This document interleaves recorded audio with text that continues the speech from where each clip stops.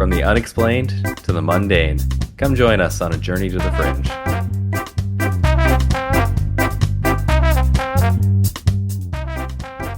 Hello and welcome to Journey to the Fringe, a podcast that's pretty good. I'm not going to oversell it. We'll let the episode speak for itself. We are your podcast hosts, Taylor and Chelsea, here today following up on our John Keel episode in what I don't know if we're classifying as a two-parter, Chelsea. Yeah. Okay. You're at this point. Nice. Yeah. And I will let you take it from there. Okay, thanks. Great opener. Don't oversell the opener, Chelsea. So, we left off on Keel. And I think you may have noticed that we're clearly missing one of Keel's most renowned marks on the UFO community, at least from my perspective.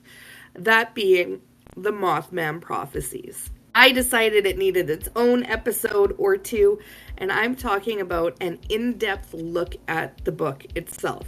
I also wanted to take the time in this episode to pull out some of the major happenings in the book to talk about. So let's not waste time and dive right in. November of 1966, the people of Point Pleasant and the surrounding area in West Virginia, which is along the Ohio River, begin to experience strange things. And the events take place over a period of about 13 months and entails hundreds of documented witnesses and accounts, Mothman being only one of them. It's hard to track down an official first encounter. They differ, but I'm going to go with this one. It's a National Guardsman on duty at the Point Pleasant 1092nd Engineer Battalion headquarters. He was on the base when he saw an impossibly large creature perched high in a tree on a fence above the base. It was so big he thought it was a man, and he sat staring at it for a little bit and couldn't make sense of it. He thinks it must be a bird, but it's too big, and it would have been the largest bird he'd ever seen in his life. He goes to get someone else to come take a look, and by the time he comes back, it's gone. I was going to say, like, an ostrich is larger than a human, but I guess he's never technically seen one, and it would still be odd to see an ostrich perched on top of that.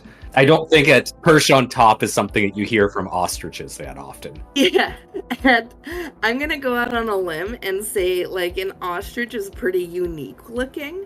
So I would think that if you saw an ostrich, it would be... I mean, if I saw the shadow of an ostrich, that would be freaky. I mean, I don't like birds, so it's like one of my worst nightmares.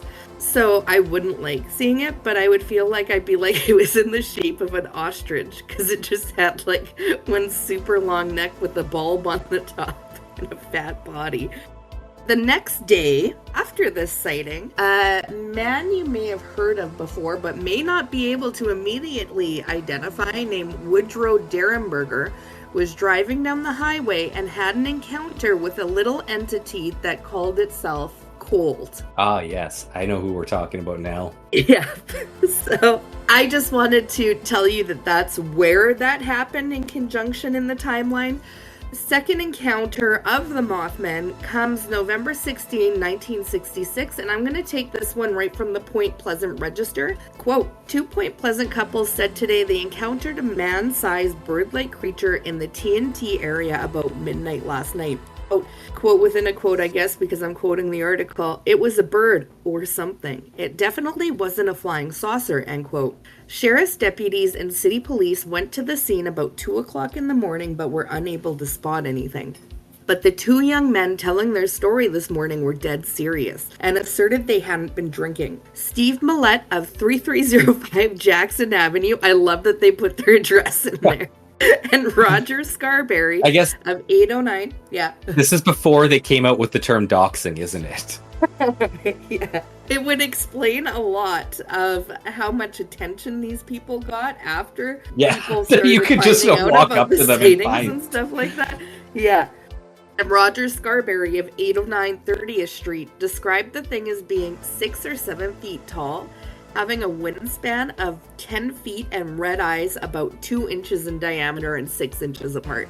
It was like a man with wings, Millette said. Oh, that was a quote. Requote. It wasn't like anything you'd see on TV or in a monster movie, end quote. The men and their wives were in Scarberry's car between 11:30 p.m. and midnight when they spotted the creature near the old power plant adjacent to the National Guard Armory buildings. Creature was seen standing on 3 occasions and was described as being extremely fast. In brackets, it flew about 100 miles an hour. In brackets, in flight, but was a clumsy runner. That's weird. What? Do you think it's ripped? Yeah, it must have. Deputy Millard Halstead said that he had seen dust in the vicinity of a coal field, but it could have been caused by a bird, he said. I'm a hard guy to scare, Scarberry said, but last night I was for getting out of there, end quote. They did just that, but the thing followed them. They said it was hovering the car, apparently gliding, until they reached the National Guard Armory on Route 62. Quote, we went downtown, turned around and went back, and there it is again, Millette said. It seemed to be waiting on us. He said the light gray-like creature then scurried through a field. It had flown across the top of the car. It apparently is afraid of light, Millette reasoned, and maybe it thought it was scaring us off. The young men said they saw the creature's eyes, which glowed red only when their light shone on him, and it seemed to want to get away from the lights. They said it looked like a man with wings, but that the head was not an outstanding characteristic. Chelsea, is this a good point to bring up just a statement that they have all described it as bird-like? Yeah. Like, they're all man-like birds, or bird-like men. Yeah. Not one person has said, like, insect-like. No. Okay. No, because I think most people compare it to they see a man, but then it spreads its wings and take off. Just generally. I don't think I've ever heard anyone compare it to an insect. Yeah, and I'm just thinking... It's always man-shaped, and then there's wings. Yeah, and bird wings. Yeah, like bat wings. And what year are we talking about here? This would be 1966. Okay, this is right around the time that the comic book character Birdman came out. He was in 67. They name it after... I can't remember. You would think I would have it in this episode, but it's not in. It's a superhero that they name it after. Mothman? Like a max. Yeah, it's like a mix between Batman and something else. They name it after. It's actually somebody that works at one of the newspapers that names it Mothman.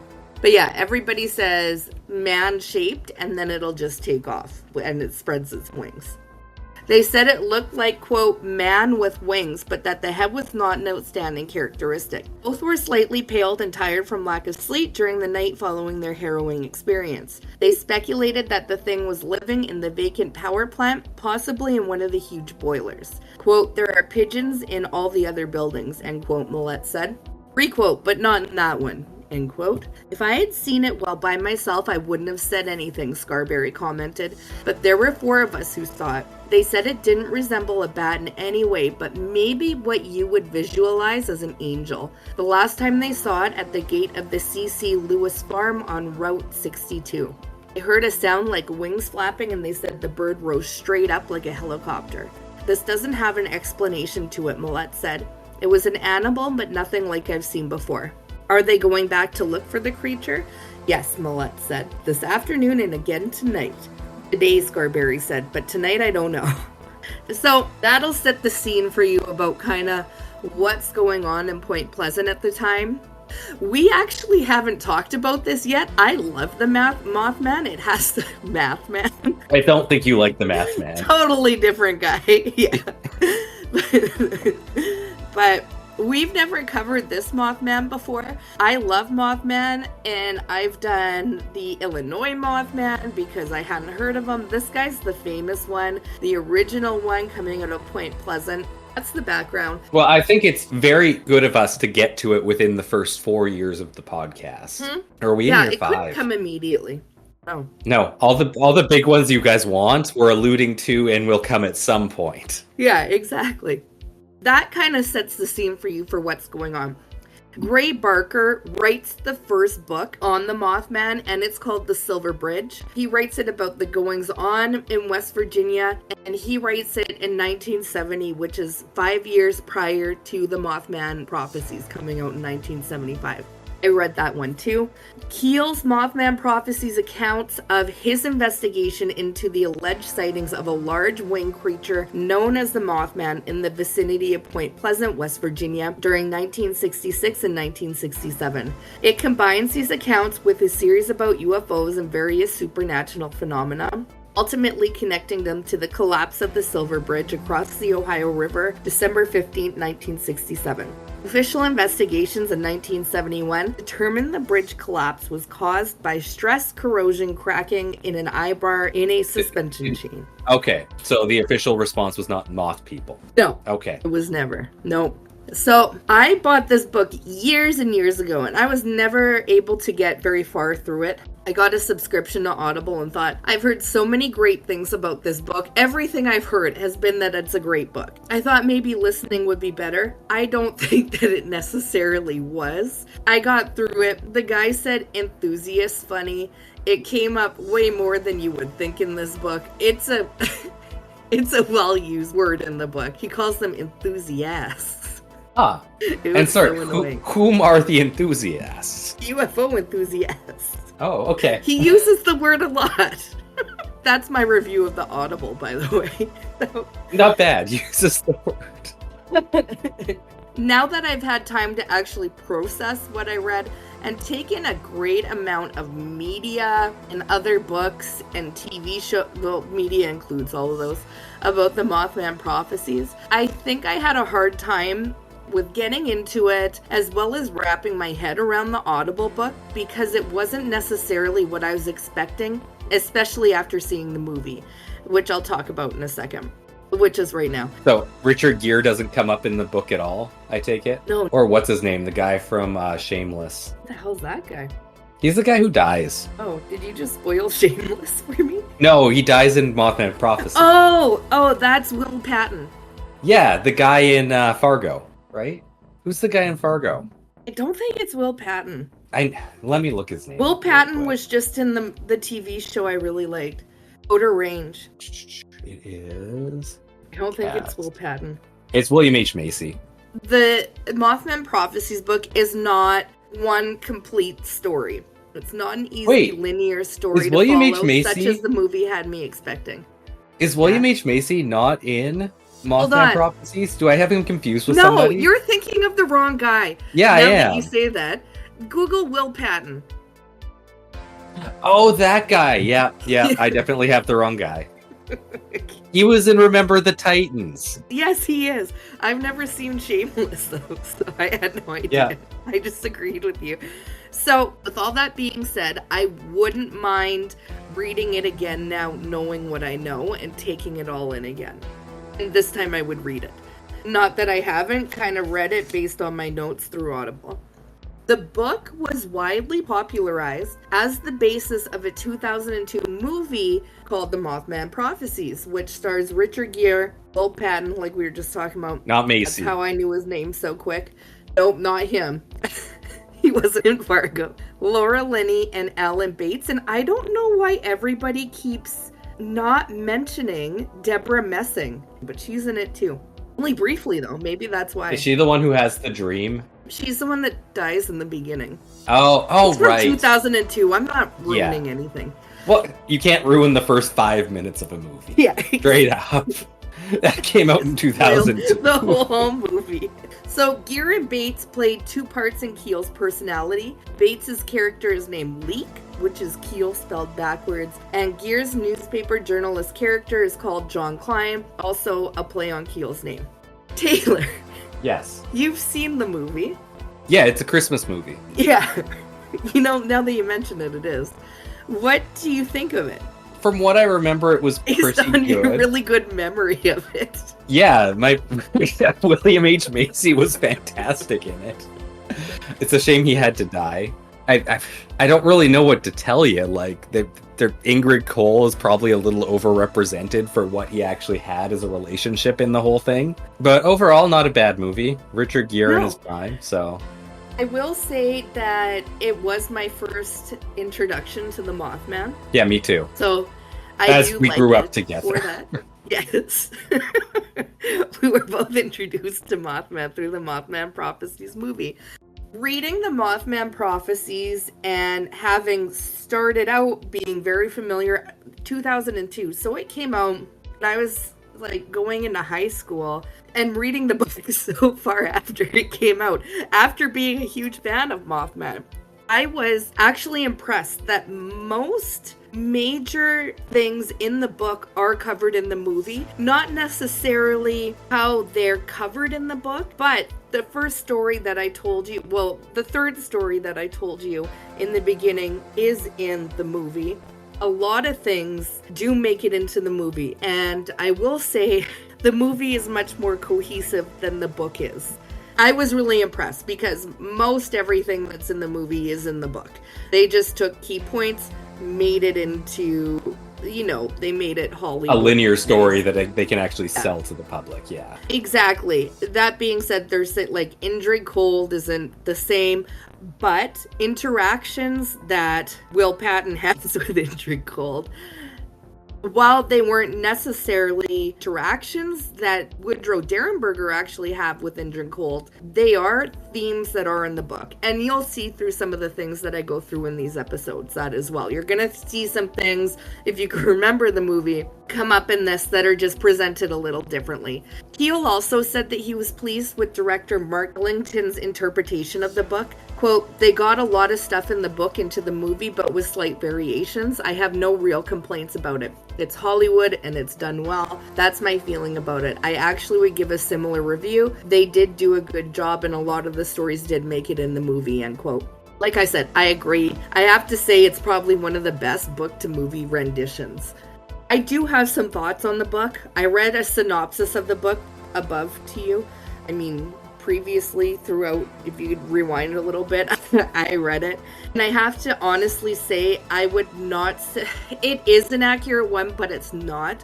I would summarize the book as being more about general high strangeness than specifically the Mothman. And while the Moth person does come up, I found there to be much more information on the Men in Black, UFO encounters, and contactees. Or random thoughts and encounters where I think Keel is just trying to work out what's going on. And he's trying to tie all the weird information he's getting together. And to that effect, I believe that's why they end up bringing the bridge into the storyline and tying it to Mothman, because it gives the Mothman a purpose and a closure, which is much more comfortable to the human brain for there to have been a purpose behind the sightings and what happened. So in the book, is there less of a connection? No, there's the same connection. Oh, okay. They do tie it together with things. I don't really get into it. But like I said, I think it's just much more of a comfortable thing for people's brains to wrap their head around a tragedy as well as the really super weird things that were going on. Okay. So yeah, the book jumps around a lot. He brings in other people's work and sightings from around the world. I think, like I said, in an attempt to make sense of what's going on. I'm not 100% sure where he was getting some of his information from that he brings into the book, because there was a large amount of information taken from elsewhere that wasn't noted. A lot of the book is secondhand info. That being said, he does have a lot of witness accounts too that he works on. And Gray Barker also pulls from John Keel's witnesses that he uses in his Silver Bridge book. To be honest, I don't know that I have heard of any other experiences of such a large amount of centralized weirdness going on, such as what is put together in this book, that is happening to an entire region, other than to say Skinwalker Ranch. But yeah, that's not quite as populated. Yeah, it's more localized in Skinwalker Ranch, and West Virginia, I would say, what Keel's reporting on is less weird, but still like weirder in a wider area covered. So I would compare them kind of the same. And I hear a lot of comparisons to the two works in all my stuff that I've been taking in. This has been a long time coming, and all I've been doing is like living and breathing the Mothman Prophecies and the Mothman. Something that wasn't in the book that I found out from the Coast to Coast AM episode with Art Bell that John Keel was on. He did like a little interview prior to the Mothman Prophecies coming out. It was like the same day he did the interview that it came out. And he told Art Bell... way back in the day. Wow. Yeah. So he tells Art Bell that what brought Keel to West Virginia in the first place was to investigate Thomas, the winged cat. So that's a fun tidbit for you. That's not in the book. That's why is that a future episode? Yes. Oh my god. We could do like Bat Boy, Thomas the winged cat. Like, you know those, what are they called? Like, oh, I don't know, but they were the Weekly World News stuff. Yeah. Yeah. Oh, we could do an episode on those guys. A major thing that stuck out to me is that witness statements and general high strangeness happenings, Keel tells more like a story than an actual witness account. What people are wearing, the color of their skin, how good looking an individual was, inner monologues of people that you wouldn't possibly think he could know or that they would divulge to him. Do they all think he's really attractive and cool? Yeah. He thought, man, Keel's so cool and good looking. Details that are totally irrelevant to eyewitness encounter testimonies. And on that thought, there were many unnecessary sexual undertones. It made me uncomfortable listening to it because you don't really get that in books anymore unless you're listening to like one of those, you know, spicy books. Which I don't listen to, I assume. Which John Keel's not writing. Yeah, no. This is the Mothman Prophecies. He definitely writes it to be like a story, but it's not. It has true witness accounts in it and stuff like that. So that was also hard for me to wrap my head around. That being said, this book definitely shows its age, not only in language, but also the way that the information is presented. And you can tell Keel is trying to connect the dots where he should have just let them not be connected because, you know, you're trying to connect and make a connection. It was just kind of scrambled. That being said, the information is mostly still relevant in the field. Again, look at Skinwalker Ranch. People haven't been able to connect stuff like this. There's no unifying theory. That sets you up for the book. Now I have the Mothman out of the way, I want to get into some of the various other themes that Keel delves into in his book. So first off, do you have any questions about the book? General questions. So, is it written in like a very misogynist way? Yep. Yeah, that's kind of what I'm getting from Keel here. I guess, is there chapters? Or is it just like stream of consciousness? So there's chapters, and then the chapters are divided into parts. So this is why I had to, it took me a good, you know, I read this over Thanksgiving, which the timeline's not going to make sense for this coming out when it does. I read it over Thanksgiving. I feel like I've only just now, like within the last month, kind of put it together in my head where I want to read it again because I was expecting something so different. So it took me a while to figure it out in my head. But now I do think it's a good book. There's lots of cool stuff in it. There's lots of different encounters. I love the high strangeness components to it. But yeah, some of the observations in it didn't age well. And it's interesting to hear, just like, you know, you watch old TV shows and it's like kids today think it's weird that they don't have cell phones and stuff like that. I know, it's actually kind of funny like, if you watch shows from like mid to late 2000s, they're grasping with that idea that they actually have to write about people always constantly having cell phones. And like a trope of TV shows for the longest time was like, oh, they can't find each other or somebody's missing. So they have to find ways to write around people just very easily being able to get out of that situation. Yeah. So kind of like that. But very different. Yes. Yeah. So first up, we're going to talk about the Men in Black. Keel actually invented the term Men in Black in an article for the Men's Adventure magazine saga published 1967. I love those Men's Adventure magazines. Which, yes, we talked about in the first half. But weird, right? That Keel comes up in it. If I had to rename this book anything, it would be Men in Black. Because it's such a strong theme throughout the book. I was left feeling sometimes that the people he was referring to sometimes might not have been Men in Black based on the descriptions given. He develops a really complicated relationship with the Men in Black throughout the book, which we'll kind of discover. Is that the sexual undertones? He's coming to terms that that's why he's pursuing the Men in Black. There are some sexual undertones that come up with the Men in Black, that's yes. good to know. Heel says, referring to the Men in Black, quote, there were a few that almost pulled off their capers without drawing attention to themselves. But in nearly every case, there was always some small error, some slip of dress or behavior, which the witnesses were usually willing to overlook, but which stood out like signal flares to me, end quote. With that being said, he does present more information than I think I've ever heard or seen on the Men in Black, which is interesting and a little bit creepy, including that they drink Jell-O instead of, eating it with a spoon. Yep. That they drove old, out-of-date, pristine cars. The dress appeared to include everything brand new, shoes, pants, wallets, even walking through mud with no mud appearing on brand new shoes. Clothing out of fashion or would come into fashion years later. They used very old slang such as 23 skidoo or hubba hubba. They would claim to be military with no military knowledge. I'd be very curious what the military knowledge was. If it's like they saw a gun and it's like, what's that? Yeah, it was actually. No, don't call me on anything because I'm not going to be able to think of a single example if you do that. I really like that idea though. I'm from the military. What's that?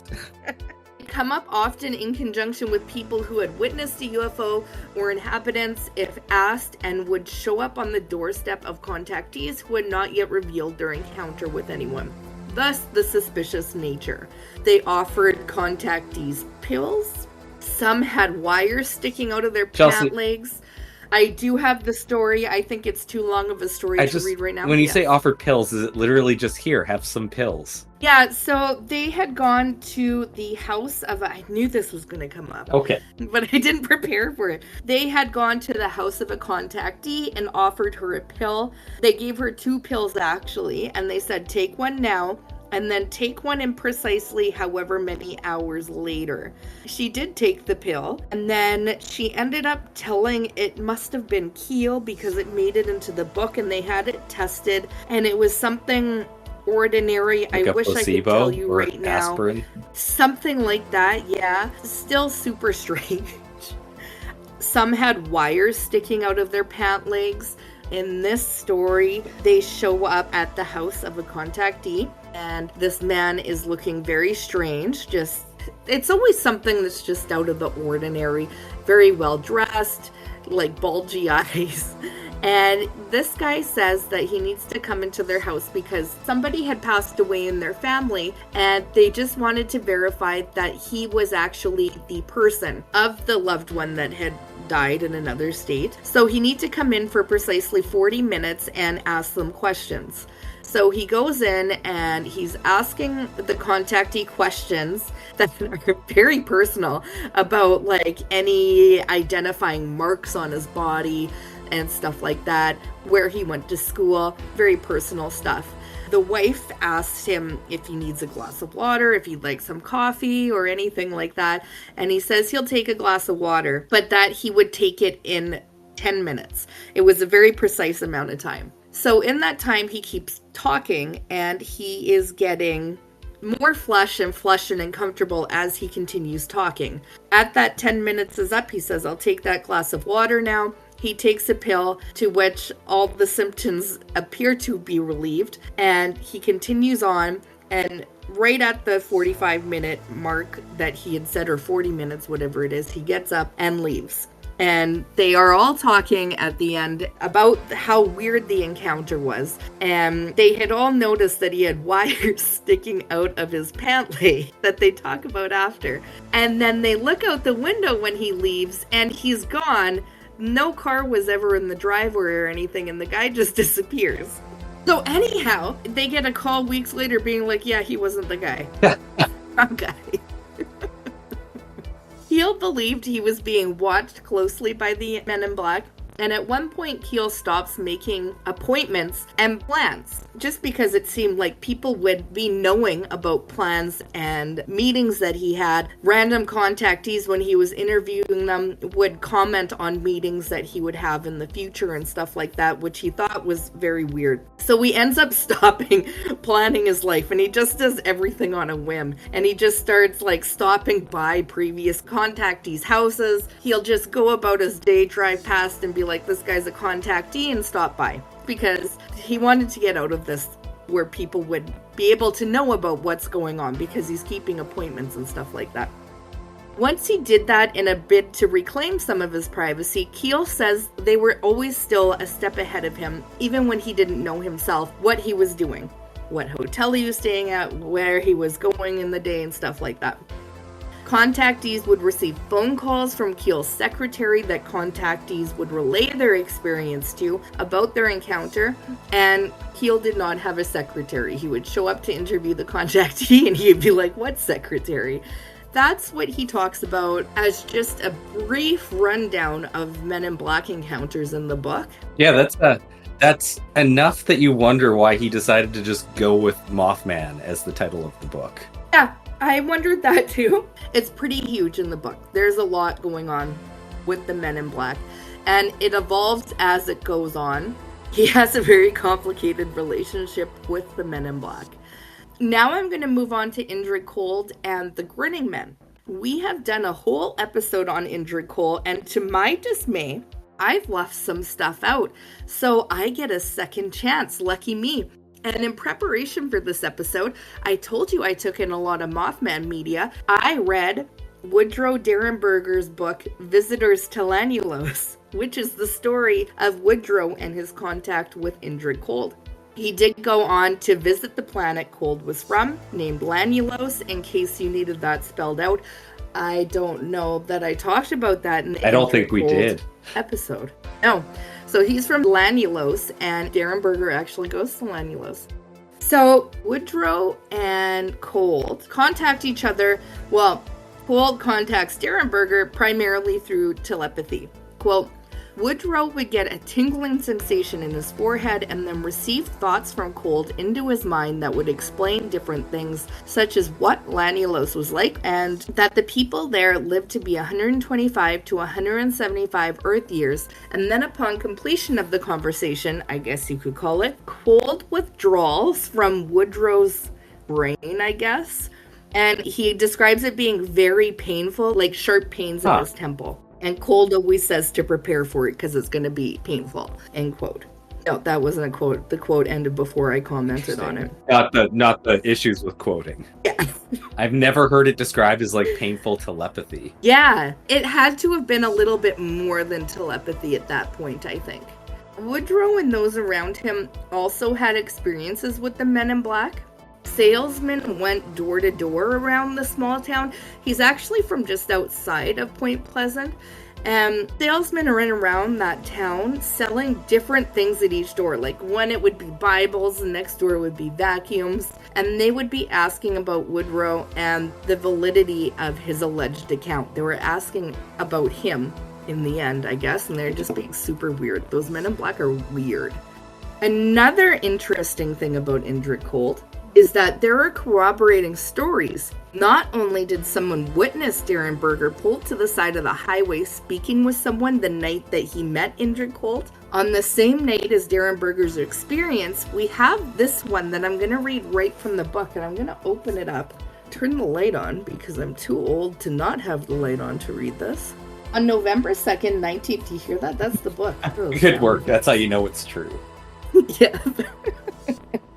On November 2nd, 1966, he said, he and another workman, this is telling the story here. I don't know. Let's just say he doesn't want to give his name at this point, because I don't know who does. He and another workman were driving home to Point Pleasant from their job near Marietta, Ohio, on Interstate 77. As they neared Parkersburg, West Virginia, an elongated object appeared low in the sky and descended directly in front of them. They stopped their car and a man emerged from the object and walked over to them. He looked like a normal man and was grinning broadly. He wore a black coat and kept his arms folded with his hands out of sight under his armpits. That's such a weird thing to do. The witness rolled his windows down and there was a brief conversation. The stranger asked the pair who they were, where they were from, where they were going, and what time it was. Then he strolled back to the dark cylinder and it rose quickly into the chill, drizzling sky. The two men had a strong emotional reaction to the seemingly pointless encounter. They debated whether they should tell anybody, deciding against it. But the Point Pleasant resident found himself suffering from insomnia. And when he finally slept, he had strange nightmares. He started to hit the bottle, something very unusual for him. Mrs. Heyer, we're going to talk about her in the next episode, listened to a story, nonplussed, and made a few notes. A day or so later, the man's son called on her and asked her not to print the story. Several weeks later, she repeated the story to me and we called the man on her office phone. He verified the details and then said, quote, "Look, don't use my name. I don't want to get involved in this thing. That scientist fella told me." What scientist fella? That's Keel. He's asking, what scientist? And then the guy continues, "A couple of weeks after this thing happened, a scientist from Ohio came to see us. He told us it would be better if we forgot the whole thing." And Keel says, "How did he hear about it? How did he find you?" And the guy says, "Damned if I know." And Keel says, "Did he identify himself?" And he continues, "Sure, but I can't remember his name, but he seemed to know what he was talking about." Keel goes on, this is just his thoughts now. "I couldn't get much else out of him. I would have ignored the whole story except for one jarring fact. The same thing had happened the same night on the same road to another West Virginian. Unlike the 2 Point Pleasant residents, he had gone to the police with a story. A press conference was held and he was catapulted into the never land of the UFO contactees, the center of one of the biggest UFO stories in 1966, and that's Woodrow Derenberger with Indrid Cold." So, you think that's weird enough. That was the same night as Derenberger meets Indrid Cold. There's more. A young college student from Adelphi, Maryland, called Tom in the book. He was driving home and sees a large object in the road, specifically a bone-white reflective object like an egg standing on 4 legs. He pulls up to the object and he could make out 2 figures standing next to the thing, and it terrified him. There's another word there that I spelled wrong and I can't make it out. A man walks up to his car grinning. He was about 5'10", wore light blue coveralls, thick-soled boots, and had a ruddy or suntan complexion with large eyes, like thyroid eyes, he says. And the grin remained fixed the whole interaction. I've never heard the term thyroid eyes. Thyroid eyes are bulging eyes. Okay.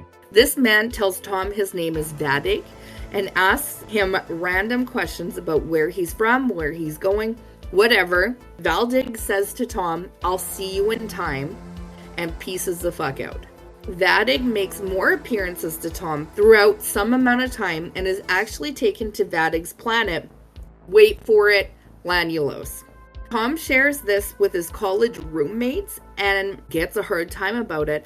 And it wasn't until they were all watching, this is a much longer story in the book, by the way. It wasn't until they were all watching TV together and happened to come across an interview of Woodrow Derenberger on the TV where he's speaking about Indrid Cold and Lanulos. And all 4 were flabbergasted to hear Woody describe the experiences that were identical to Tom's. Huh. Isn't that weird? That is weird. This is the first time I've ever heard of Lanulos. And the fact that 2 people have the same story is interesting, I will say. So what are you more blown away by, Lanulos, and that you never heard of it before? Or the corroborating evidence?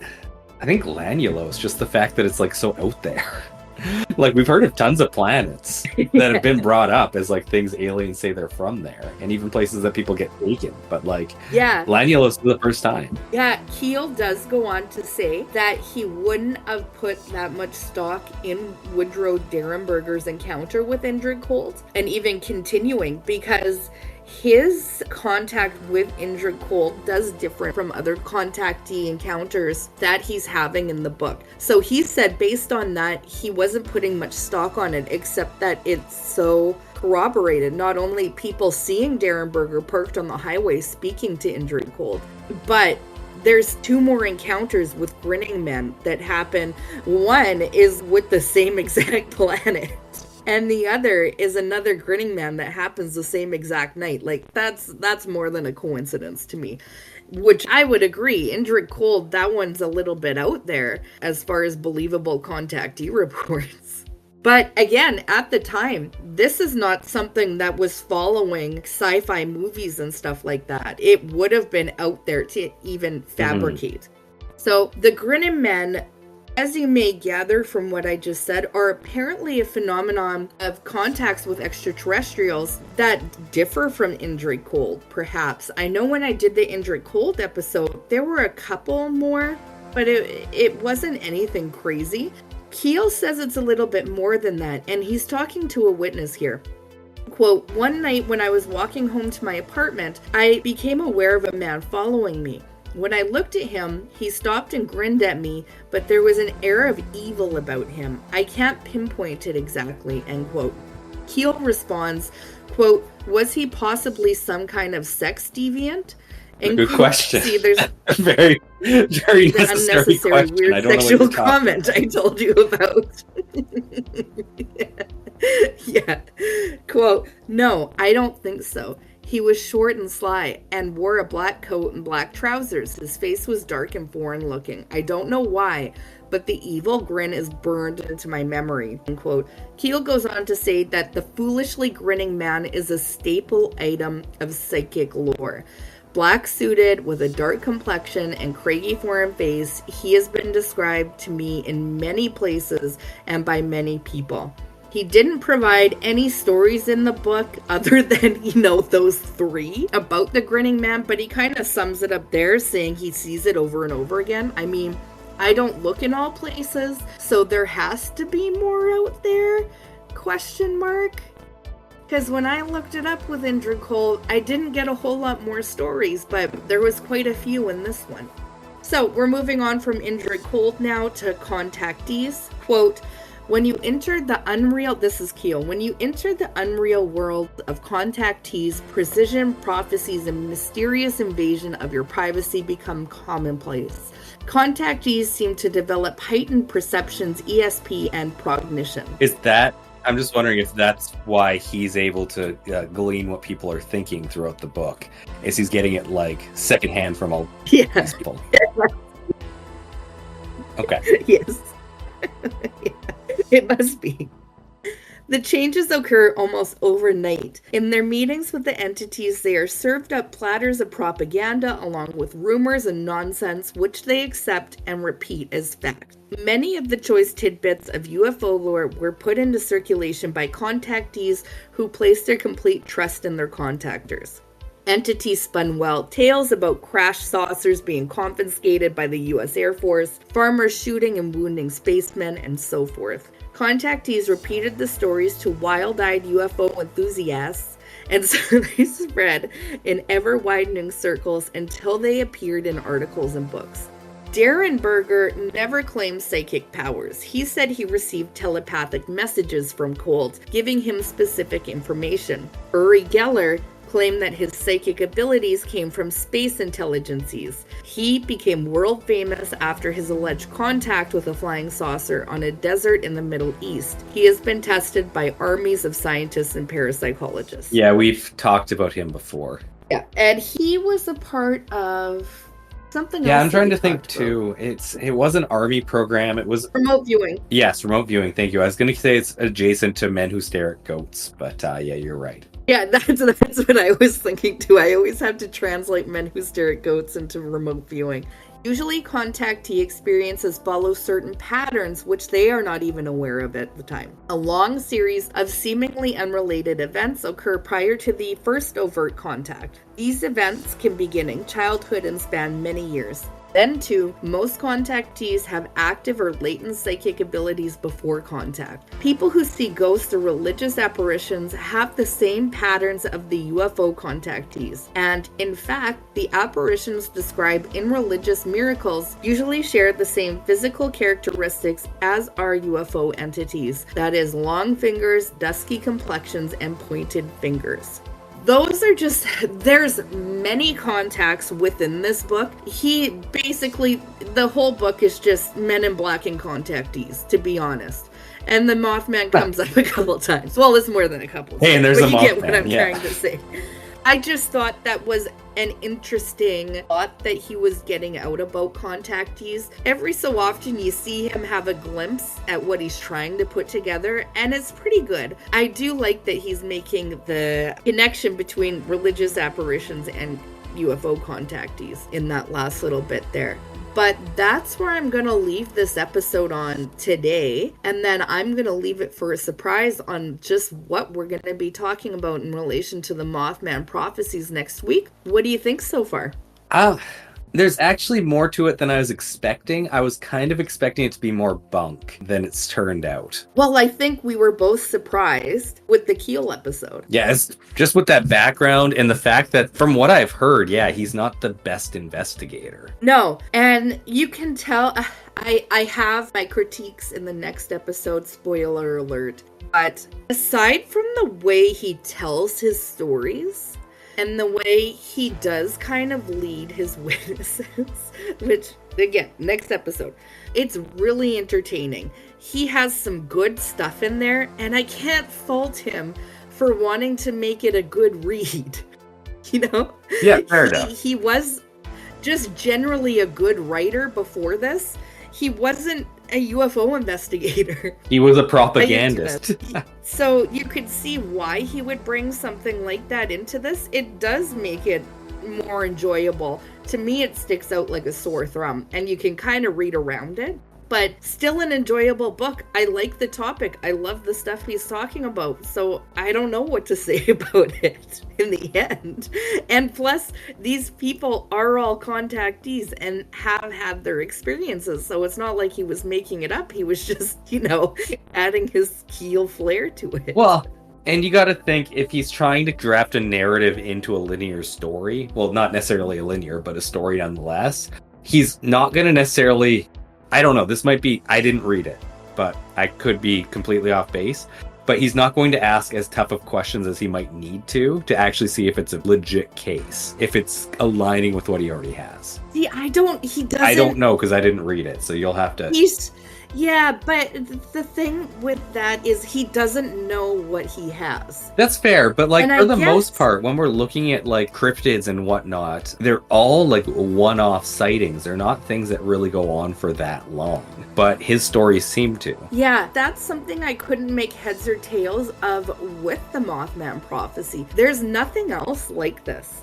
There's nothing else where, you get UFO flaps and stuff like that. But like I said, Skinwalker Ranch, there's nothing else where you get such a concentrated area for a finite amount of time where just some really weird stuff is going on. And it's not happening every day all the time. But in the end, when you get all these people coming forward and sharing their experiences and people they're investigating it adds up to something weird happening, right? Like when they're investigating it. But where else can you say something like that happened? No, exactly. And that's why I'm wondering. You got Mothman, UFOs, you got Men in Black. Where else? It's really sometimes. Please. Sometimes. Leave us a comment. Sometimes in our creature features at Halloween, there are kind of things that go on for a few sightings over a week or two period. Yeah, but please, leave us a comment if there was anything where there was a prolonged presence of Men in Black, a prolonged presence of, something like the Mothman. Doesn't have to be Mothman. Just something that can't be explained that happens over the period of a year. Please. Let us know. I would be so interested in that. And it makes me suspicious as to, and it doesn't seem, it does happen sporadically still in West Virginia with the Mothman sightings and stuff like that, but not like that. So why did it just stop? And why? Right around the time he stopped investigating it. I was just gonna say, and why did it stop? They obviously, him and Gray Barker obviously didn't stay there forever. No. The thing is, they didn't make it up. But why was it finite? And especially, it doesn't make sense. It's not like people within this community just abandoned this location. It's known for this. They have Mothman festivals there. Yeah. So if there were stories, they would be sharing them. Yeah, and if Mothman loved fame and fortune, he would be there. He'd show up for the festivals. Yeah, it's a weird spot. I agree. It's weird. Yeah. And maybe that's the appeal of it as well, because that is just something you can add to the pile, the mysteriousness of it. Mythos. Yeah. I don't know if I use that word right. I guess with that, more questions will come or be answered, I guess, maybe in part 3 of this. So I do look forward to it, Chelsea. Maybe. I have been Taylor, here with Chelsea. Spoiler alert. We are Journey to the Fringe. Thank you all for listening, and we'll see you next week. Okay. Thank you for listening to Journey to the Fringe. If you have liked what you have listened to, please like, share, subscribe, or follow, depending on what venue you are listening to us through. Also, please, if possible, leave a 5-star review, as that really helps us in the algorithms. Should you wish to interact with us, please check us out on your social media of choice. I bet you we are there. And if you really want to communicate with us and give us ideas for new episodes, or tell us that we're wrong and terrible, either way, please send us an email at journeytothefringe@gmail.com. For now, I'll see you in the next episode.